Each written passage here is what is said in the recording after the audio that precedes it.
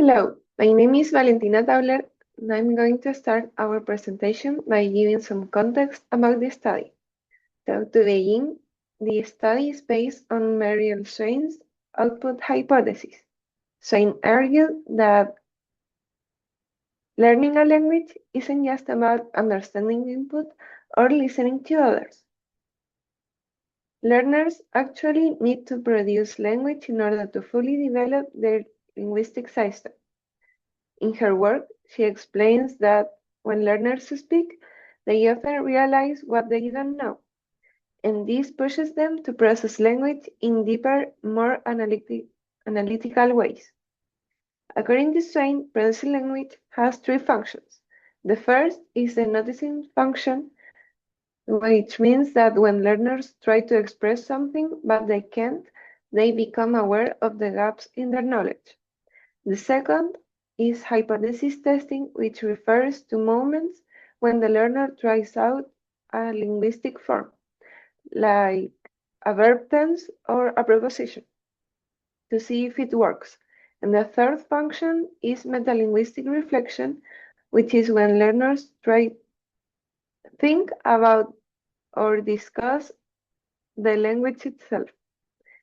Now, many previous studies have explored noticing and metalinguistic reflection, but hypothesis testing hasn't been researched as much. That's the gap that this paper tries to fill. The author points that although learners often test their ideas about the language, sometimes consciously and sometimes without realizing it, we don't actually know how frequently this happens in conversation or what the results are. So this leads us to the purpose of the study.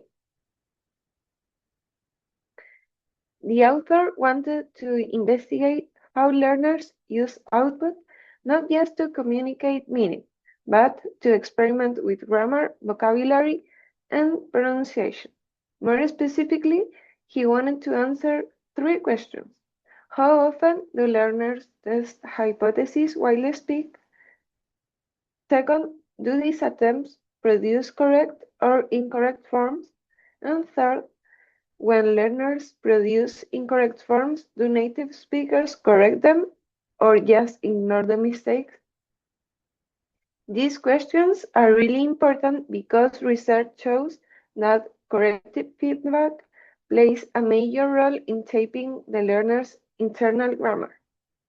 If learners produce an incorrect form and no one corrects them, they might assume their hypothesis was right, and this could lead to fossilization, where incorrect patterns become permanent. Finally, the theoretical framework also includes ideas from interlanguage theory, which says that learners build their own involving temporary version of the language as they receive input or produce output. They are constantly adjusting this internal system. Hypothesis testing helps them refine it, but only if they get the feedback they need. So, in summary, this study looks at a part of learner output that hasn't been deeply explored before: how learners test their linguistic guesses in real time and how interlocutors respond. And with that foundation, I'll pass to the second speaker.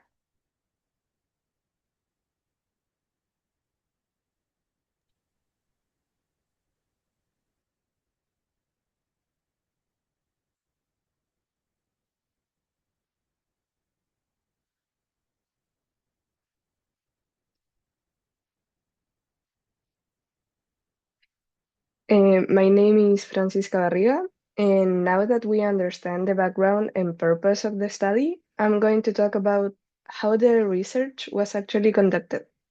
This includes the participants, the task, how the data was collected, and finally, how the researcher identified hypothesis testing episodes. Let's start with the participants. The study included 16 adults in total, 8 native speakers of English and 8 non-native speakers. The 9 native speakers came from 6 different language backgrounds: Arabic, Cantonese, French, Greek, Mandarin, and Spanish. All of them were intermediate level ESL students enrolled in an English for academic purposes program at a British university.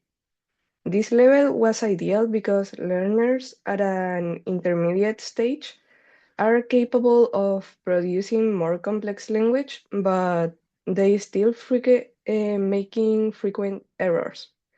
Perfect conditions for observing hypothesis testing.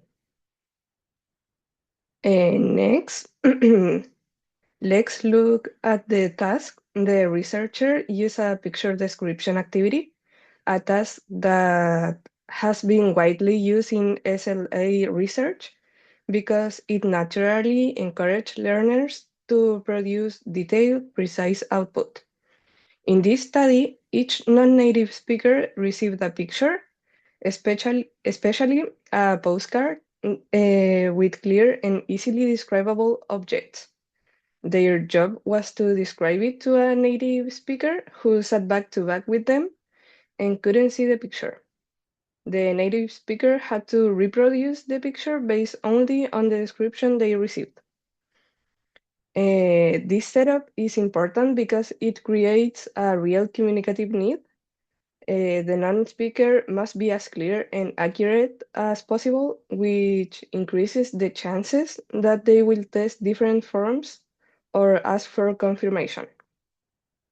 All interactions were audio recorded, even though each pair spoke for about 9 to 13 minutes.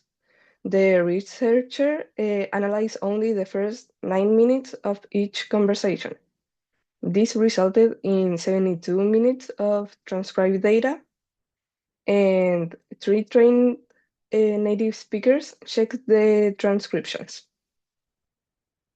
And now, the key part of the methodology was identifying hypothesis testing episodes.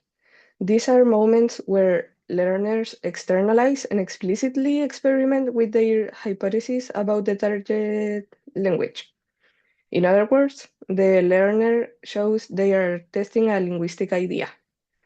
This could happen in several ways. For example, the learner tries out different forms aloud, such as near of the bed or near to the bed. Or they might ask, what do you call something? These behaviors clearly show that the learner is experimenting, evaluating, and adjusting their linguistic hypotheses. 2 independent raters coded the data for HDS, and the inter-rater reliability was very high, 0.90, which means the identification of episodes was consistent and trustworthy. So that's the methodology. A communicative task suited for observing hypothesis testing, a diverse group of learners, systematic transcription, and a very precise definition of what counts as a hypothesis testing moment. Now I'll pass it to our third speaker.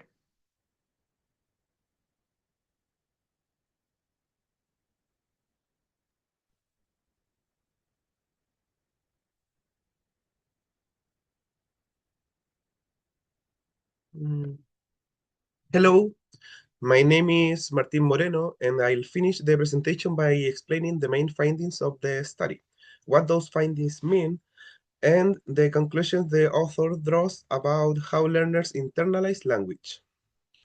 First, let's look at the results. During the 72 minutes of analyzed interaction, the non-native speakers produced a total of 39 hypothesis testing episodes, which works out to about one hypothesis every 1.8 minutes. This tells us that hypothesis testing is not something rare or unusual. It's actually a natural part of how learners use language during communication. Next, the researcher examined whether the hypothesis led to correct or incorrect output. Out of the 39 episodes, 24 hypotheses, or 62%, resulting in well-formed correct language, while 15 hypotheses or 38% resulting in non-target-like output. This shows This shows that learners often manage to self-correct and arrive at the right form through trial and error. But it also means that more than one-third of their tested hypotheses resulted in errors. Now, for one of the most important findings, how native speakers responded.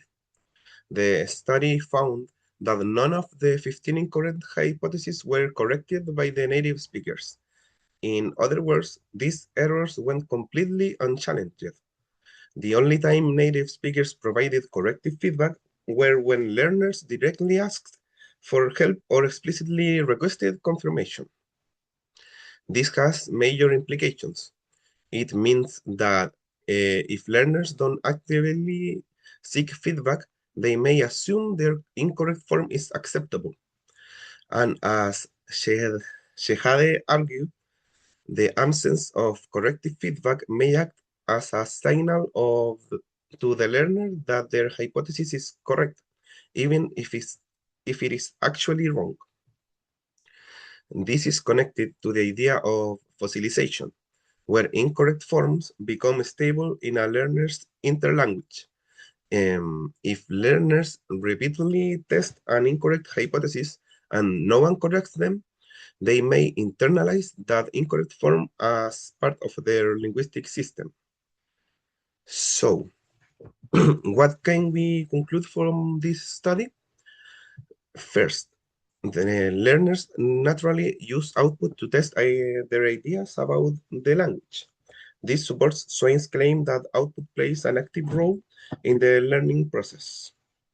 Second, learners can often arrive at correct forms on their own, but not always. And third, corrective feedback is essential.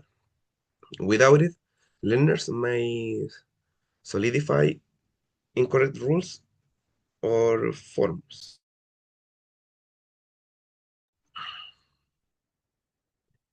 Shehade suggests that future studies should explore learners of different proficiency levels, other types of communicative tasks, and even introspective methods like interviews or think aloud protocols to better understand how hypotheses become part of the learner's internal grammar.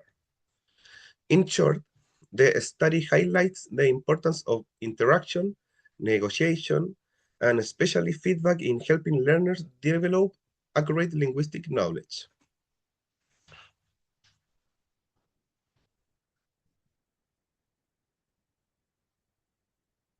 Thank you so much for your attention.